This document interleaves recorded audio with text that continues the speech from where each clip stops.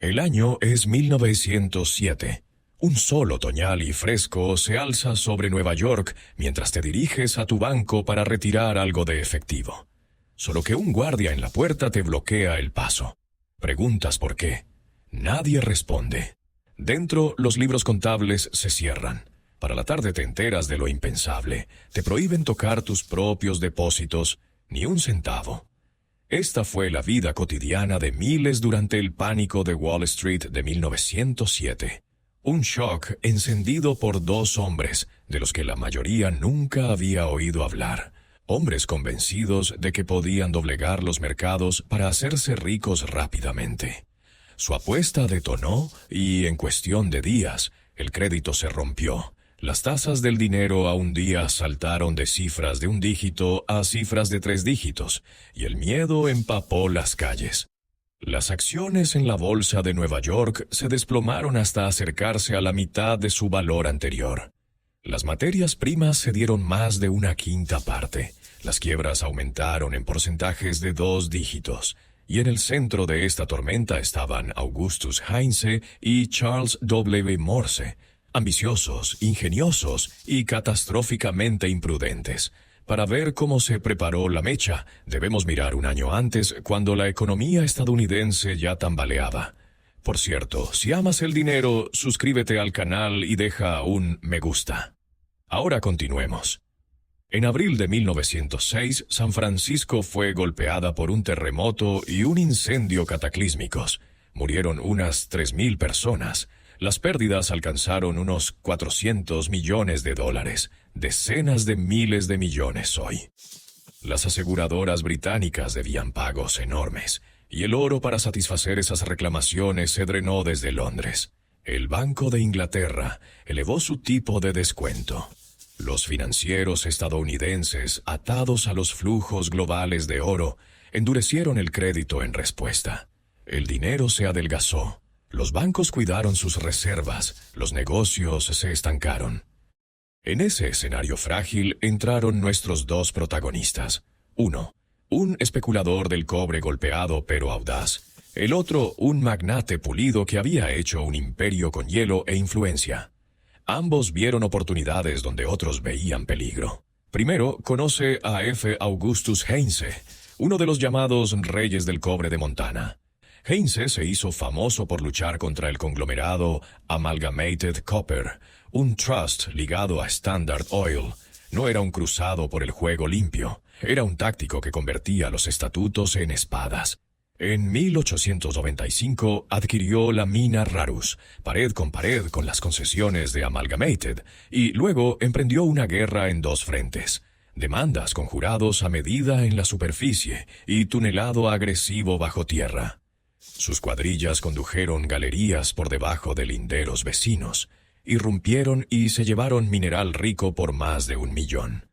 Luego blandió los vacíos legales de la Apex Law de Montana para argumentar que las vetas seguían sus pozos, no los de sus rivales. Un juez amigo, William Clancy, estampaba rutinaria fallos a favor de Heinze. Durante un tiempo funcionó. Amalgamated parecía acorralada. Los inversionistas miraban fascinados cómo un operador hacía sangrar a un gigante. Sin embargo, el duelo costó una fortuna en abogados e interdictos. La inercia cambió. Para 1906, Heinze vendió, se retiró de Butte y se trasladó a Nueva York en busca de la siguiente jugada. Allí se cruzó con Charles W. Morse, un hombre cuyo apodo, el Rey del Hielo, apenas sugería el alcance de sus ambiciones. Morse había comenzado joven, convirtiendo responsabilidades y arbitraje en ganancias. De adolescente convenció a su padre de que le pagara por llevar la contabilidad. Luego contrató en silencio a otra persona por menos y se quedó con la diferencia. En la universidad aseguró contratos para enviar hielo del río Kennebec a la ciudad sofocante, y en los viajes de regreso cargaba madera y carbón, extrayendo beneficios en ambos sentidos. Al llegar el cambio de siglo, había consolidado la mayor parte del comercio del hielo en la costa este en la American Ice Company, capitalizada en decenas de millones. Con esa cabeza de playa, entró en las finanzas, tomó el control del National Bank of North America y del New Amsterdam National Bank, compró una gran participación en Mercantile National y cultivó influencia a través de compañías fiduciarias y aseguradoras. Dominaba los circuitos de crédito de la ciudad. Morse reconoció en Heinze un tipo de audacia afín. Con el respaldo de Morse, Heinze obtuvo cargos a lo largo de una red asombrosa. Múltiples bancos nacionales, un conjunto de bancos estatales, varias compañías fiduciarias y aseguradoras. Su alianza convirtió la energía potencial en riesgo cinético. Juntos dieron luz verde a un plan concebido por el hermano menor de Heinze, Otto. Una short squeeze en las acciones de United Copper Company. He aquí la idea que defendió Otto. Creía que muchos operadores estaban cortos en United Copper, apostando a que el precio caería. Si el círculo de Heinze podía acorralar las acciones disponibles, los bajistas se verían obligados a correr para conseguir papel que entregar, empujando el precio verticalmente. Las ganancias sobre el papel parecían inmensas, pero las ganancias sobre el papel dependen de que la realidad coopere. Para ejecutarlo, los conspiradores necesitaban pozos profundos de efectivo. Los encontraron en la Knickerbocker Trust Company, cuyo presidente Charles T. Barney había tenido vínculos previos con ambos. Las compañías fiduciarias eran conductos clave en la fontanería de Wall Street, con escasa regulación, con escasas reservas de efectivo en relación con los depósitos y listas para extender préstamos nocturnos a corredores que, a su vez, compraban valores y los usaban como garantía para préstamos a la vista en bancos nacionales. La maquinaria funcionó, hasta que dejó de hacerlo. Otto calculó mal cuánto de United Copper podía realmente controlar el grupo. Los oponentes consiguieron acciones desde rincones inesperados. El 15 de octubre de 1907, la presión se invirtió. United Copper colapsó. El rumor metastatizó en pánico. En los días siguientes, los depositantes se enteraron de que Knickerbocker había sido un grifo de dinero para las aventuras de Heinze y Morse. Retiros se convirtieron en filas que rodeaban manzanas. En la mañana del 22 de octubre, multitudes asediaron la sede de mármol de Knickerbocker. Los cajeros empujaban fajos de billetes por los mostradores rápido como podían mover las manos. Aproximadamente $8 millones salieron antes de media tarde, y entonces la fiduciaria, con las arcas agotadas, cerró sus puertas. No volverían a abrir durante meses. Las portadas intentaron calmar los nervios. The New York Times y The Wall Street Journal insistieron en que la cámara de compensación estaba lista, que se movilizaría liquidez, que el sistema era sólido. Pero la confianza es una criatura tímida. A medida que Knickerbocker caía, la sospecha se extendió a otras fiduciarias. Si un pilar podía desmoronarse, ¿por qué no el siguiente? Los bancos que habían adelantado fondos a firmas ligadas a Heinze y Morse exigieron los préstamos y acapararon efectivo. Los corredores liquidaron acciones para conseguir dinero. Las tasas del dinero a un día, lo que pagaban los corredores por endeudarse durante la jornada, se dispararon del 9 o 10% a niveles que rozan el 100%. Por momentos, los prestamistas se negaron a cotizar a cualquier precio. Sin créditos se dejaron de pagar nóminas, los inventarios no se vendieron y las empresas cayeron. La bolsa se deslizó hacia una caída del 50%. Los índices de materias primas bajaron más de una quinta parte. Las quiebras, comerciales, industriales y personales, se dispararon. El desempleo, antes bajo, subió hacia cifras altas de un dígito, mientras fábricas cerraban y oficinas se vaciaban. En medio de esa caída libre, no había reserva federal, ningún prestamista de última instancia con respaldo legal. Estados Unidos había capeado crisis en el siglo XIX mediante improvisación y cooperación privada. En 1907, la carga recayó en una figura imponente, J. Pierpont Morgan. Morgan reunió a financieros en su biblioteca de Madison Avenue, una sala abovedada que se convertiría en centro de mando de la crisis. convocó a presidentes de bancos y fiduciarias, varones ferroviarios y líderes de la Cámara de Compensación. El mensaje fue tajante. No saldrían hasta que existiera un plan. A la luz de gas, durante la noche, discutieron sobre quién aportaría y en qué términos, equilibrando la autopreservación contra el peligro de un colapso general. Al amanecer, los acuerdos tomaron forma. Morgan organizó un salvavidas para la Trust Company of America para frenar una corrida. Reunió una suscripción de $25 millones en dinero a la vista para evitar una parálisis total del mercado bursátil y orquestó una compra de bonos municipales para que la ciudad de Nueva York pudiera pagar su nómina. No fue universalmente misericordioso. Se negó a respaldar a Knickerbocker, una decisión que enmarcó tanto como prudencia como advertencia a los especuladores. Las intervenciones ralentizaron la hemorragia. El pánico cedió. Los mercados encontraron un piso. Las consecuencias recayeron sobre los protagonistas. Comités de la Cámara de Compensación expulsaron a Heinze y a Morse de sus cargos bancarios. La reputación, la fortuna y la salud de Heinze se deterioraron. Murió pocos años después.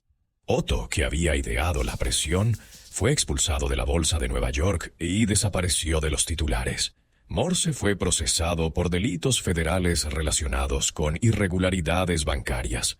Huyó brevemente, fue capturado y recibió una larga condena.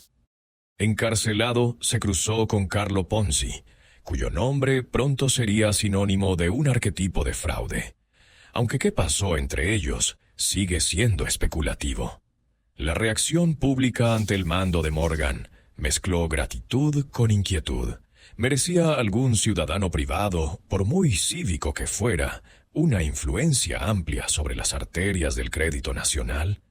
Audiencias del Congreso investigaron el Money Trust, trazando redes de directorios interconectados y poder concentrado.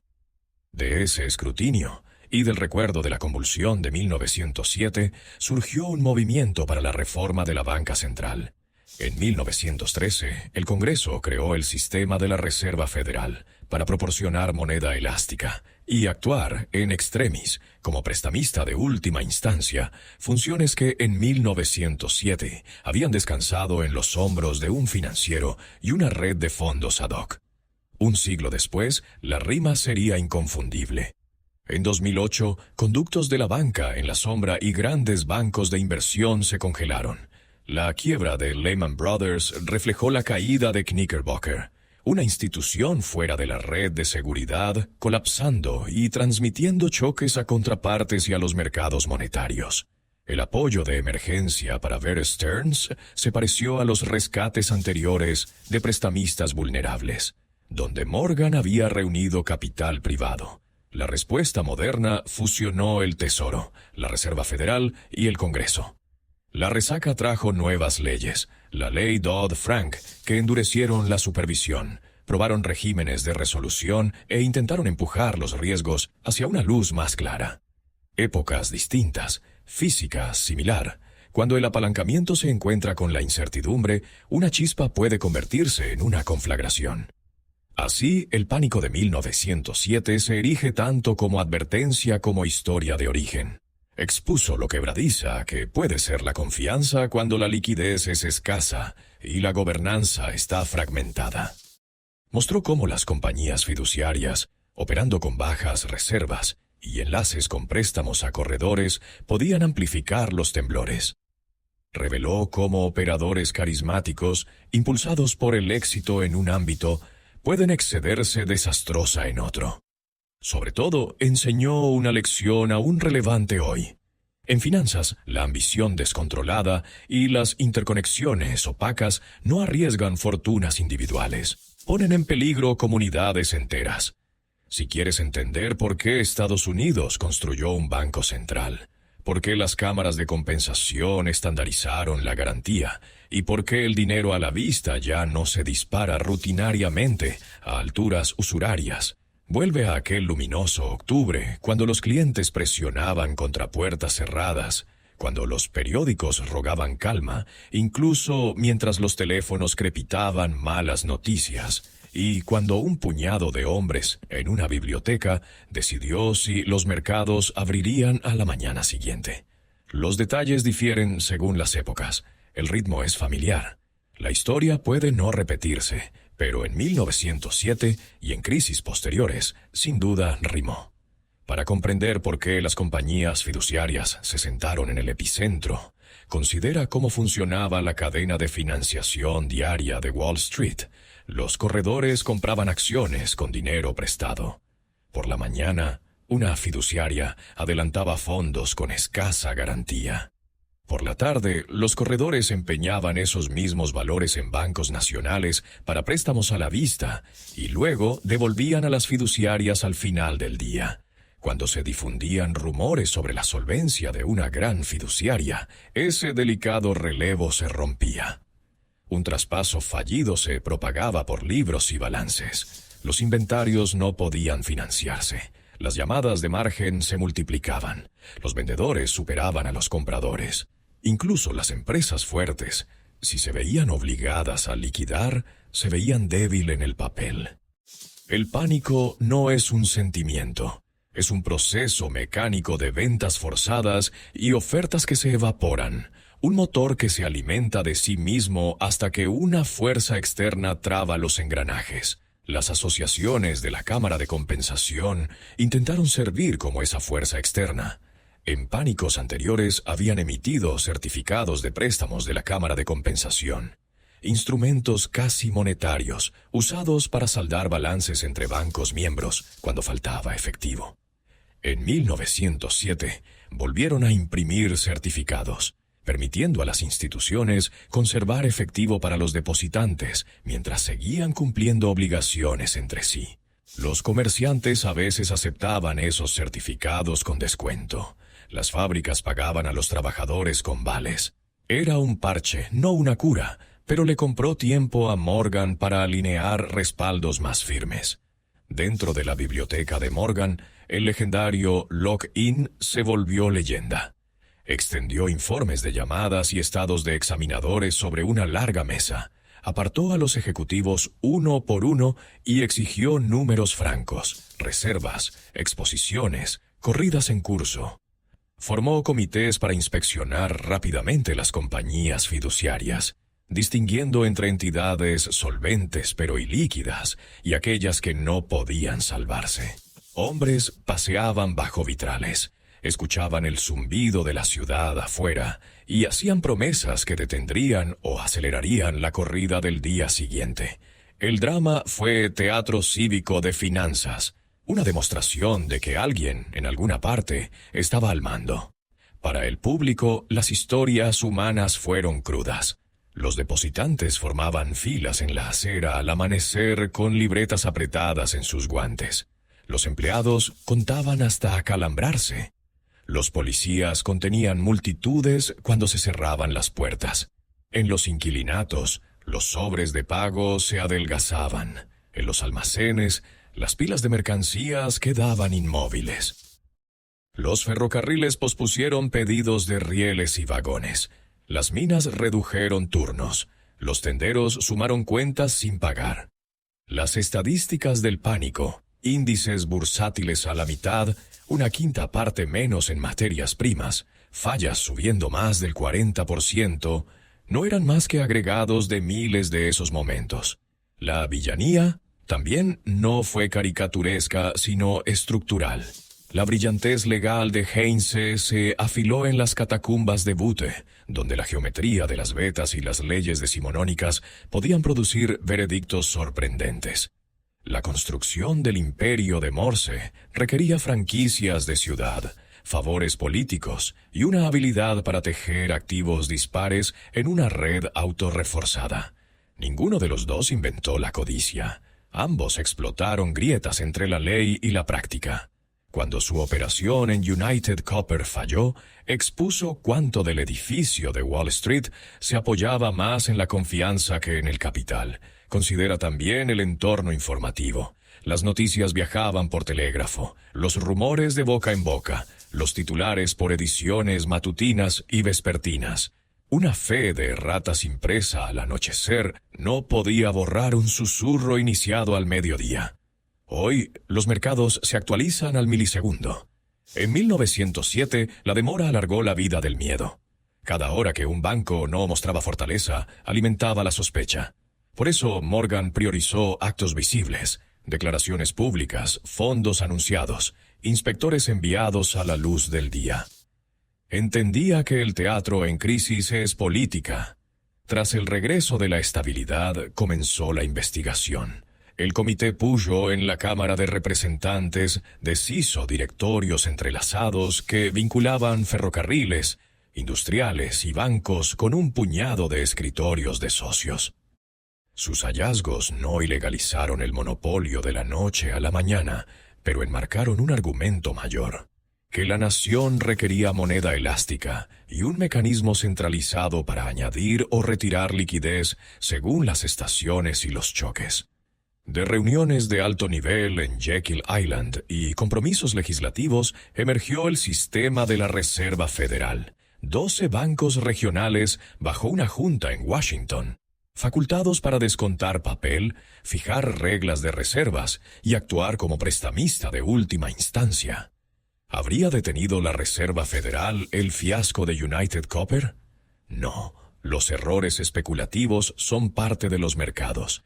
Pero un banco central podría, y luego lo hizo, cortar en seco la reacción en cadena desde el fracaso de una institución hasta una carrera por efectivo en toda la ciudad. Podría reemplazar el dinero desaparecido con liquidez de emergencia, estabilizando los rieles de pagos para que los negocios comunes no se convirtieran en daños colaterales en un concurso entre especuladores. Avanza rápido hasta 2008. El escenario había cambiado. Titulización hipotecaria, mercados de recompra, fondos del mercado monetario. Pero la plantilla era reconocible. Un nodo clave falló. Los prestamistas se retiraron.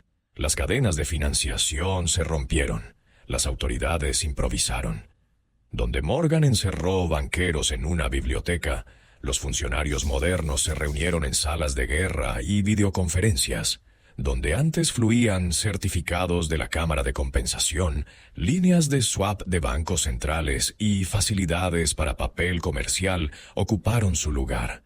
La legislación Dodd-Frank buscó cartografiar las sombras y ensayar liquidaciones ordenadas. El objetivo, entonces y ahora, no era abolir los ciclos, sino impedir que el pánico se convirtiera en depresión.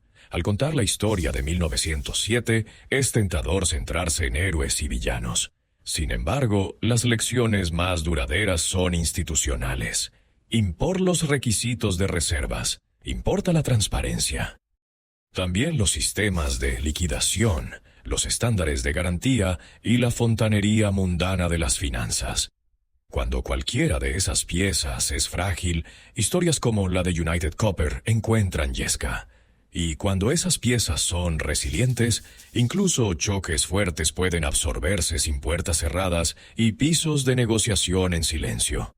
Vuelve, por último, a aquella primera escena. Una mañana nítida, una fila frente a un edificio elegante y un ciudadano al que le dicen que sus ahorros no están disponibles. Esa imagen se convirtió en un argumento a favor de la reforma más poderoso que páginas de testimonio. Explica por qué evolucionaron las cámaras de compensación, por qué los bancos centrales recibieron roles de crisis y por qué la supervisión vuelve una y otra vez a entidades que se parecen a bancos, pero están fuera de las reglas bancarias. Mientras los nombres cambian, Knickerbocker entonces, prestamistas en la sombra después, la lógica de la liquidez no lo hace. Un sistema construido sobre promesas debe poder cumplirlas en los días malos tanto como en los buenos. El pánico de 1907 es, por lo tanto, más que un episodio polvoriento. Es un espejo y un mapa, un espejo que refleja impulsos humanos perdurables, ambición, miedo, imitación, y un mapa que indica cómo las decisiones de diseño en el sistema financiero canalizan esos impulsos hacia la estabilidad o el desastre. Recuerda al rey del cobre con un pico de abogado, al magnate del hielo con sonrisa de financiero, al presidente de la fiduciaria, atrapado entre la lealtad y la solvencia, y al banquero anciano que, durante unas noches fatídicas, actuó como el Banco Central no oficial de la República. Sus decisiones y las estructuras a su explican por qué las puertas permanecieron cerradas un octubre y por qué en octubres posteriores se abrieron. Al final, la turbulencia de 1907 redibujó el plano de las finanzas estadounidenses. Enseñó a los legisladores que las hazañas privadas no pueden sustituir para siempre los guardarraíles públicos, y enseñó a los ciudadanos que la confianza es a la vez preciosa y frágil. Cuando oyes que un prestamista de última instancia está listo, o que existen respaldos de liquidez para mercados críticos, estás escuchando el eco de aquellos días ansiosos. Ese eco nos recuerda que la estabilidad se construye en años tranquilos y se pone a prueba en años tormentosos, y que la vigilancia nunca es opcional. Si llegaste hasta aquí, deja un plus en los comentarios, tu insignia por completar este análisis a fondo. Y si aún no lo has hecho, suscríbete para más historias extensas, donde el dinero, la historia y el poder chocan. ¿Tienes curiosidad por imperios del capital anteriores? Mira nuestros otros videos.